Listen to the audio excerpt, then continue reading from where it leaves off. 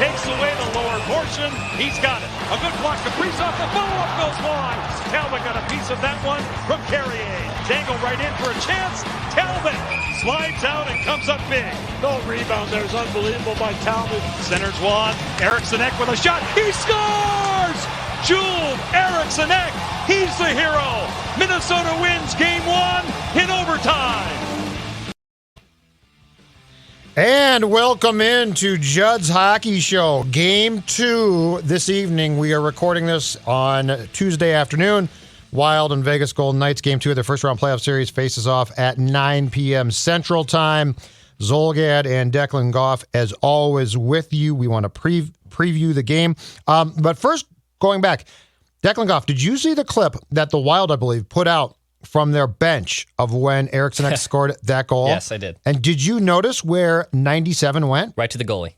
He jumped over the boards and waited and went towards his goaltender, Talbot. Mm-hmm. Everybody else went to pile on Yule Eriksson Ek. Everybody else was going to be, goal score, goal score, goal. 97, 24-year-old. Yes, sir. Superstar rookie. Yep. Said, you know what? I'm going to wait for the guy who gave us an opportunity to win this game. Yeah, very cool. That was very cool, and it was incredible. It again, I don't want to state this too much, but it again shows his hockey sense. Yes. Because instead of just being like caught up in the moment, we scored, he's like, no, man, because we wouldn't have gotten, and he's right, to OT if it weren't for Cam. So it's just another sign of the fact that Kirill Kaprizov just totally gets it. And I love to see that. It was fantastic. Brief side story. Apparently, a friend of the show, Marcus Foligno, was on Spittin' Chicklets the other day, a Barstool Sports production. Great little hockey show there. Yeah, it's really good. And he was telling some Kaprizov stories, and apparently in the group text when the season started, when they were pairing up players and, it was limited people in, the practice facilities. And Kirill, I guess, when they first did that, was it with the taxi squad players. So, there was just small groups that were allowed to practice, because that was when COVID restrictions were still at a pretty heightened capacity. And apparently, Kirill, who hadn't texted at all and texted in broken English, said after the first practice, said, "I don't want to play with these bleep players. I want to play with best players." So the dude 100, and this is all from Foligno too. It's a cool little clip, but he does get it. He absolutely understands where he should be in his role, and the dude's a pro. The dude's an absolute pro. He's just that good. He's damn good. He's that good. So game 2 tonight, Cam Talbot obviously is going to be back in goal for the Wild. I would imagine, despite the fact that that the Golden Knights rotated their goalies throughout the season, I've got to think that the Flower will be back in goal for the Golden Knights, correct? Apparently, as we record this, I just saw on the Twitter feeds from their practice that, yes, he was the first guy off morning skate, so he will most likely get the start. And Max Pacioretty. This is the important one. This is the one I'd be worried about. Is a game-time decision. I would be willing to bet money that dude is a go. I bet he is a go.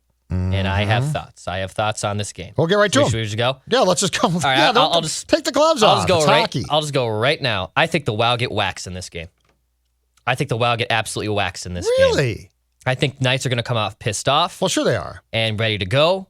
And they put, 40-something shots on Cam Talbot, who looked good. Don't get me wrong.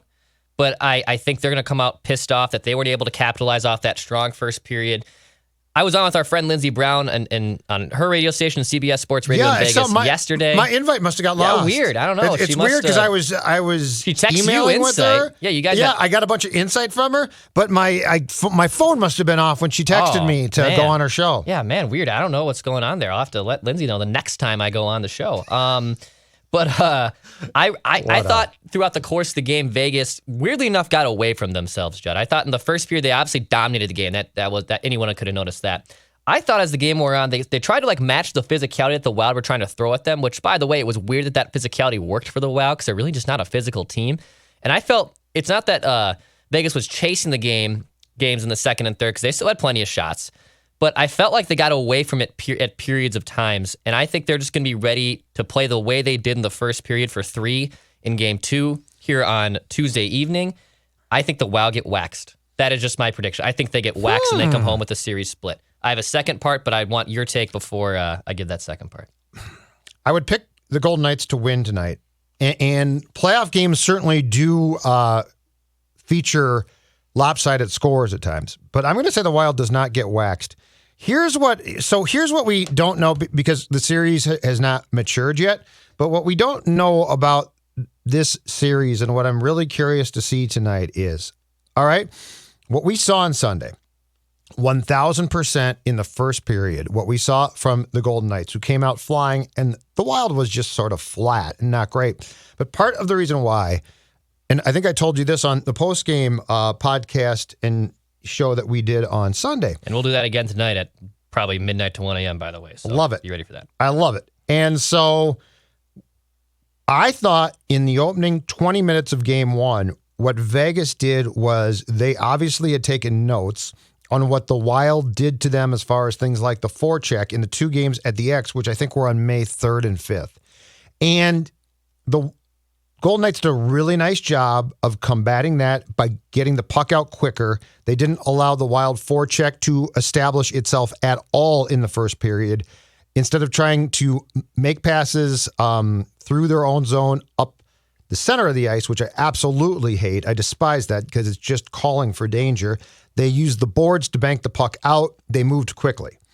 The Wild came back, and credit to Everson and the Wild.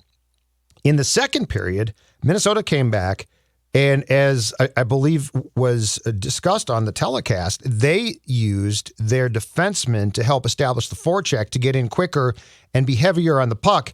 Vegas didn't know that was coming, and so that sort of changed the flow and tempo of that game. So, and this is the thing that makes sports so much fun. What's the adjustment to the adjustment now? What does Vegas do?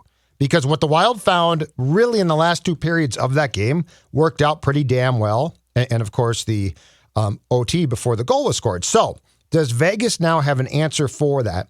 And how much is the strategy is going to shift throughout the remainder of the series, and especially tonight, so both teams establish who they are and what they want to do. And I think to your point about the Golden Knights being more physical, I don't think that was them getting outside their game. Ryan Reeves was back, and he had missed 16 games.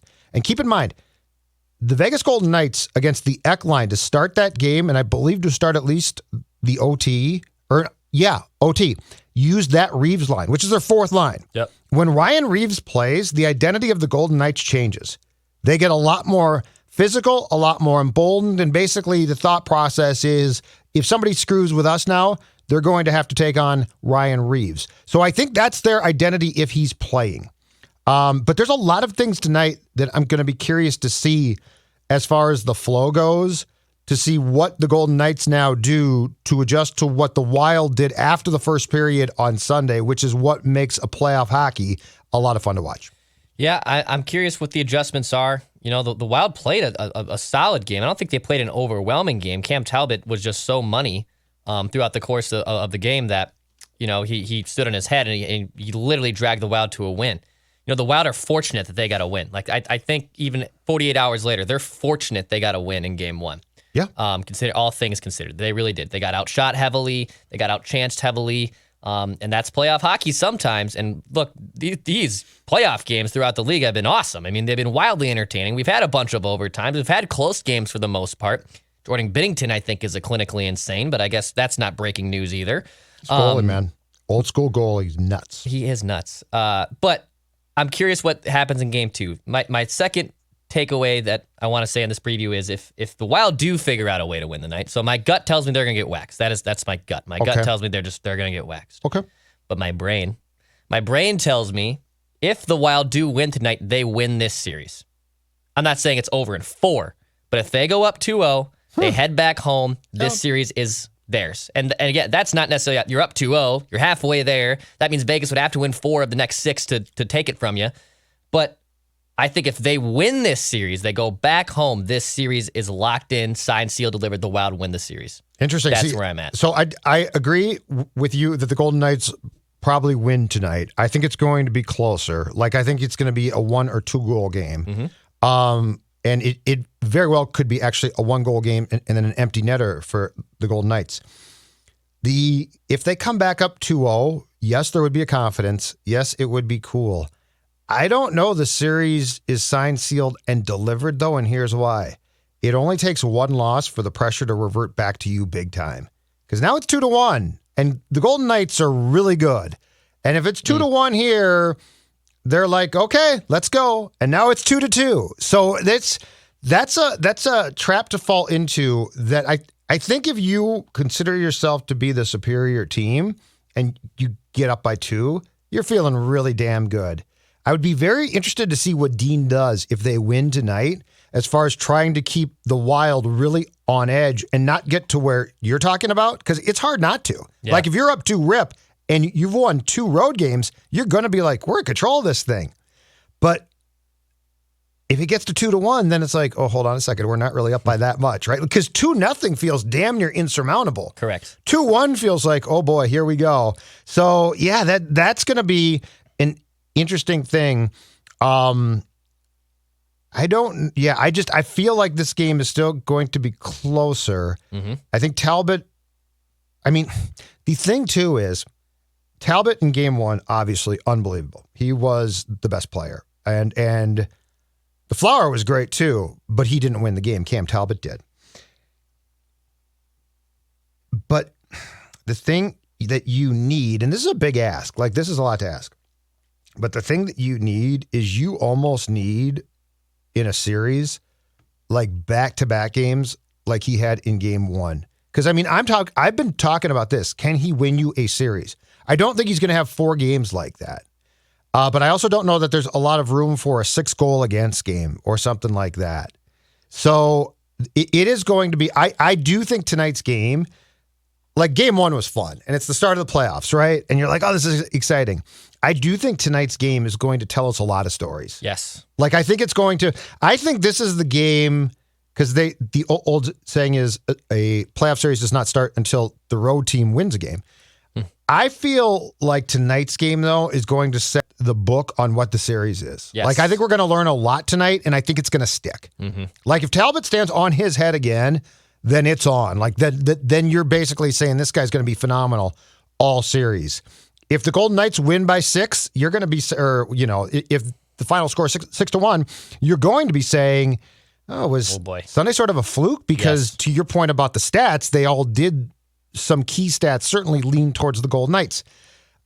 Tonight's game tells us a ton.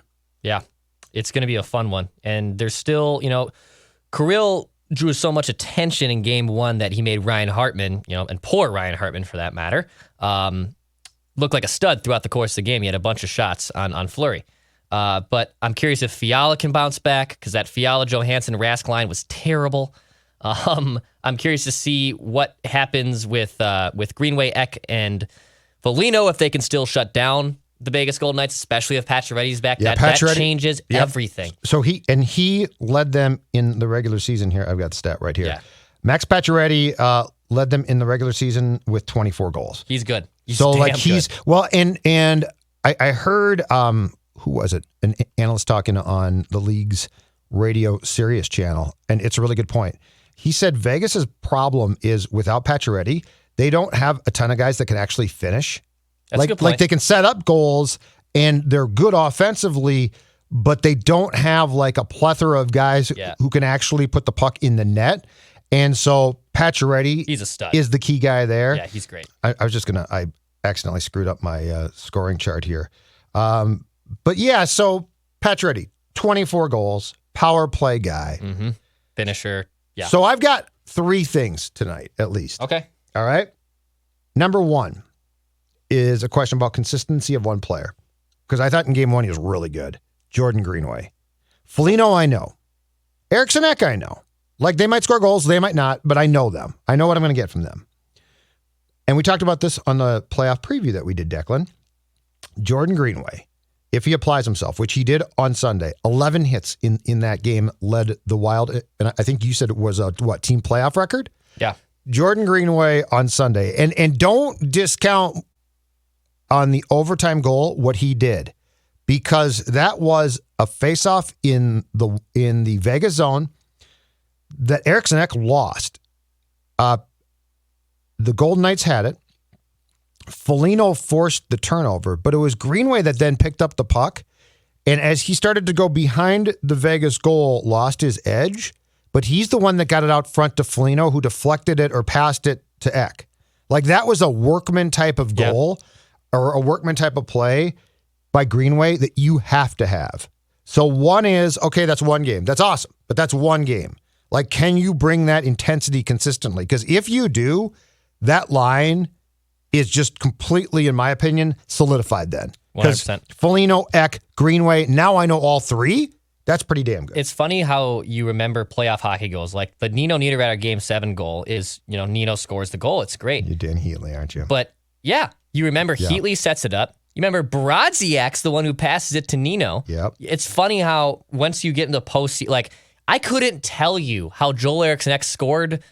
Honestly, 90. I can tell you the style he could. Because he's just a dirty, greasy player who scores goals, garbage goals in front of the net. Yep. I couldn't tell you what led the play to set that up, but when it's the postseason, when we're watching it like this and things are heightened, you literally remember every tiny little detail like that, and that does matter, and it does stand out. So I know what you're saying. All right. Number 2. Player 2, I think he's going to score at least a goal tonight and certainly get on the score sheet, Kirill Kaprizov. Okay. Sunday, he was damn good. He didn't have a point, but he was damn good. And you're right in saying Ryan Hartman had, I believe the NBC stat was 6 high-quality scoring chances because he plays with Kaprizov. I think Kaprizov scores. The save that Fleury made on Kaprizov, where he contorted his body in ways that would completely end my life, was incredible. But I think he scores. I saw nothing in his game on Sunday, Dex, that didn't translate. Like, it wasn't like, oh my God, he's on the playoff stage and now this looks slightly too big. I saw a guy who early on blocked a shot and it clearly hurt, but he still did it. And who had scoring chances and who contributed like he always does. I think that translates into at least a goal tonight, if not a goal and an assist. But he's the reason why I don't think the Wild gets blown out partially too, because he's just so damn good. Like there are things about this franchise now that we've never seen. Like in 20 years, we've never seen a superstar, an attitude that's positive.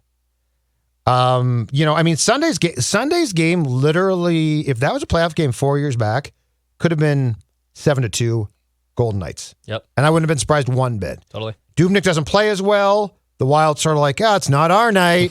or 7-5, but they score 4 of the 5 goals in the third period because they're trying to come back and rally. So I think Kaprizov has at least a goal and probably a couple points tonight. And it won't surprise me one bit because he certainly could have had that on the score sheet on Sunday. I'd be shocked if he's held scoreless again. Look, that's the MO of any opposing team in this playoffs. Shut down Kirill Kaprizov. Can everyone else beat you? Can Fiala beat you? Can the Greenway Eck Foligno line beat you?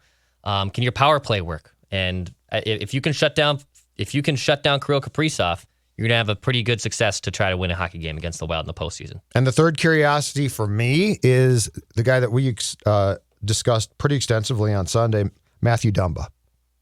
He didn't have a good game again, I didn't think. Mm-hmm. He has too much ability and talent to not be doing more. And I would just start by saying this, and we've been imploring Zuccarello to do this for months. Shoot the damn puck. Yeah. If nothing else, shoot the puck.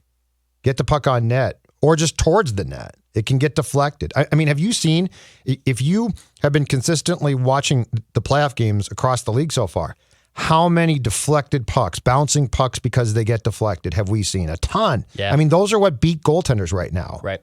It's not the sexy, great move. It's the shot from the top of the slot that gets deflected, goes off a skate. I don't know. But Matthew Dumba, that's in his arsenal completely, Declan. Right. When you and I were just talking off mic a little bit ago about how amazing the Cale Makar goal was for Colorado yesterday on top of the point. Now, Makar is I think even a better skater than Matthew Dumba is, and he's a lethal player. He's a way better player. Way better player. No one's debating that. But you're right. But he has the howitzer. He has the capability to put in the shot from the top of the point on that power play. Yep. And he doesn't. I'm not trying to say he has to mimic Cale Makar, but they need Matthew Dumba to have a better game. But he can get that shot on towards the goal. 100%. Like he's got a big time shot. Yes. He can't skate like Makar, and that's fine. But he's got that ability to shoot the puck. And the point is, Fleury played great on Sunday, but how many fluky shots came in? And I mean, I hate to back up Patrick and Phil, but I will. in hockey, it's those fluky, and by fluky, I don't mean the shot off the stick. I mean what happens to the shot on the way towards the goal. I hear you. Because, I mean, the Eriksson goal on Sunday is Eriksson gets the shot, Alec Martinez goes to block it, right? Yep. It goes off his skate. If that doesn't go off his skate, I think Flower saves it. So the point being is those greasy, dirty, ugly, hard to see goals this time of year are the goals that you want. And I think Matthew Dumba is equipped to take that shot a lot. So I like those three. I think those are the three things that the Wild will need going forward here in this game too. Final thoughts from you before we wrap this sucker up? I would like to see my guy Fiala get going. I would like to see a situation where Nico Sturm possibly gets moved up and you demote Rask. I'm curious how those adjustments are. Again, I'm just curious how those in-game adjustments are. If they're down in the third period, do you think that they put 97 and 22 together? Yes, I do. I knew exactly where you're going with that. Didn't mean to jump in, but yes, they 100% have to. If they're down, look, if they're down big, if it's like 5-1, early in the third, I don't care. Punt in the game. I'm not punting the game, but I can see a situation where they don't do that. But if you need a goal badly, yes, put them together. But I'm saying, let's say it's 4-2 late. Yeah. So, scoring 2 goals is not out of the question. Correct. Yeah. No, put them together. You have to put them together. Mix and match it how you want to go it. You have to. You 100% have to. All right, we're done. All right, say your thing. Pass, shoot, score.